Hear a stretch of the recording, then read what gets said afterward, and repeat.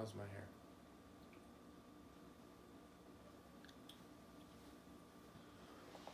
Hi. Today I wanted to discuss the skeleton of my religion in a word. Um, the sort of outline of God. Maybe we'll go into the origin of the universe, things like that. Um, where do I begin? So as you can see on this board,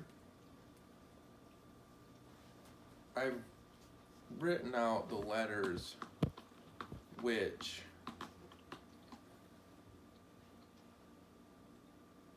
I've chosen for the name of God. Names aren't important. What's important is the meaning behind the names.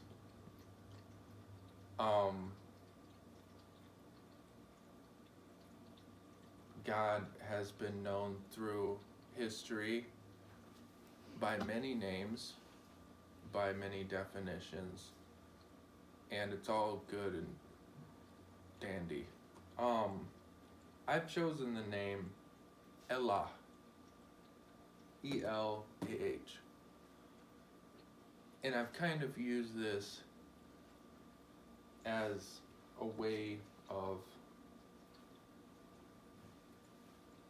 distinguishing between the two fundamental natures of God. And I'm gonna say that before I go any further, these are all revelatory things. These are all things that have come to me over the period of my life. I speak from my heart in the matters of religion. I do not believe that my word is by any means inerrant, or that you couldn't, for example, call God by any name, or that God even needs a name. It's pretty much for the sake of convenience and imagery and coherence. So Elah is actually a derivative form of, I think it's an Aramaic term, similar from the same tree as like the ancient Hebrew word for God, which was Elohim. So it's like the same branch from the same tree. But conveniently enough, Elah breaks into two equal parts. On the one hand, we have El. El, in my view, describes the feminine aspect of the deity.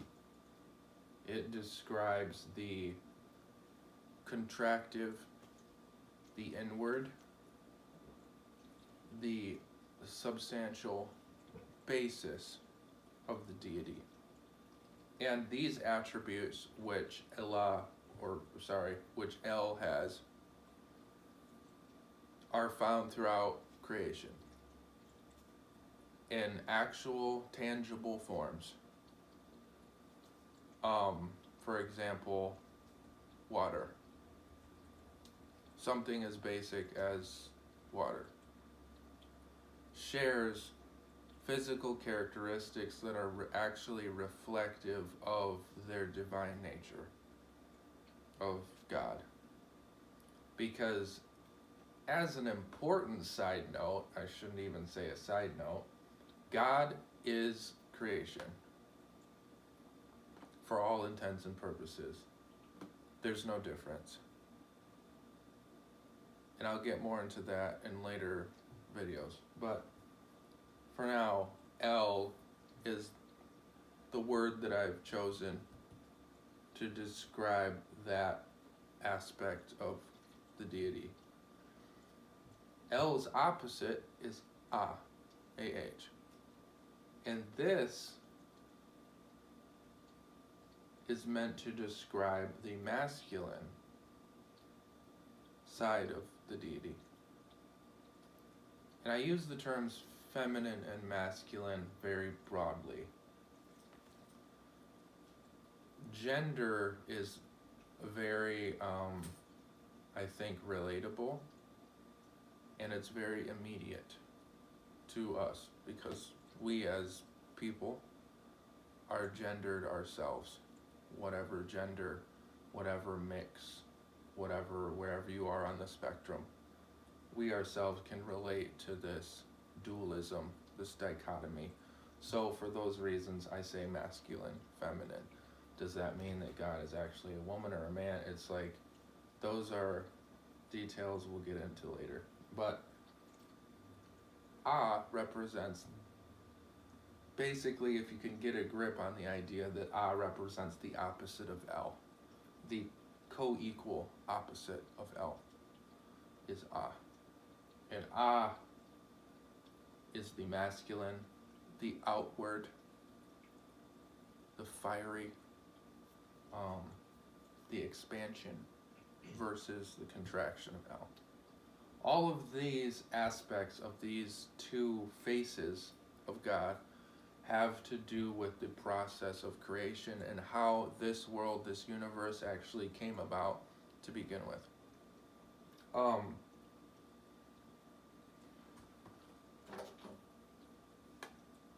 El and Ah united as a word and as a supreme being would naturally be called El Ah. Allah is the deity, the union of these two principles. It's from this union, and it's from the disunion of this, of God, which literally everything comes.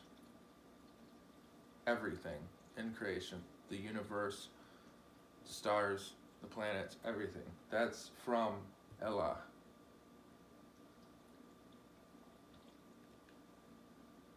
In the beginning. If you go far enough back in the chain of cause and effect, in the chain of this caused this, which caused this, which, if you took that trail all the way back into what we know as time, there would come a point in which there was a state of Allah in which this was a unit. God was one. Technically, God still is one, but I'll get into that again later. But if you go back in our actual timeline of our experience of time, there was once a time that these were one. What happened was the first schism, we'll say, in which Allah broke into two.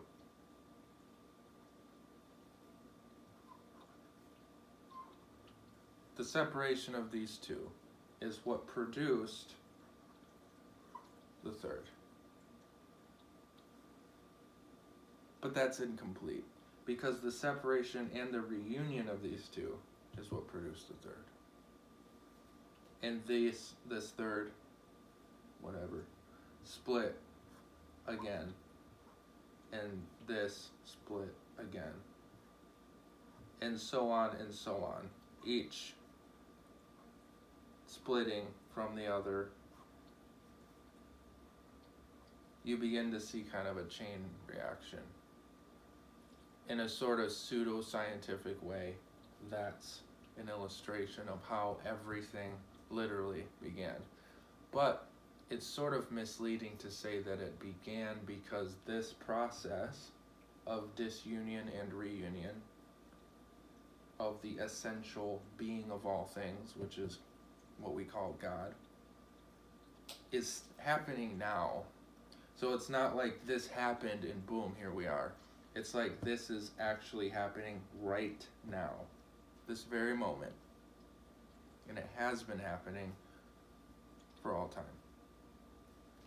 But this is basically the essential process of Elah, or God's creation, creating, and God's destructive aspect. You could say the union is the creation, disunion or separation is what we would call destruction. This is continually occurring. This is now and ever, or ever was. This is it.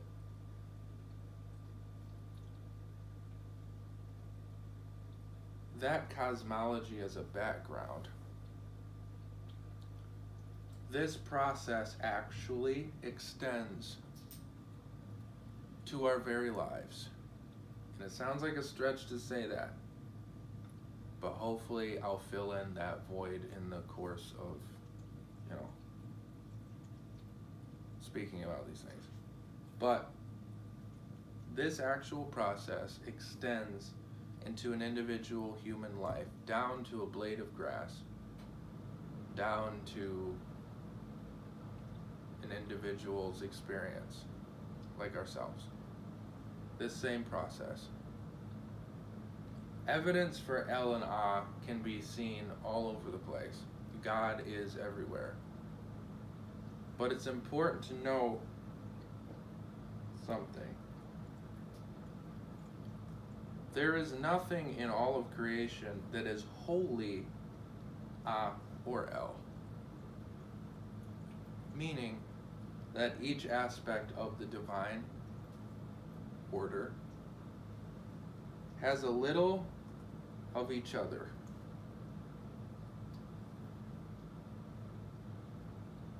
That's important for the only reason that this is actually one. Everything is one, in that old cliche. Everything is literally one, because everything stems from this common root, which is God, source of all things, etc. I'll go on further in following videos about this topic, but for now, if we can stick to this general cosmology, origin of the universe and creation, that's sufficient for now.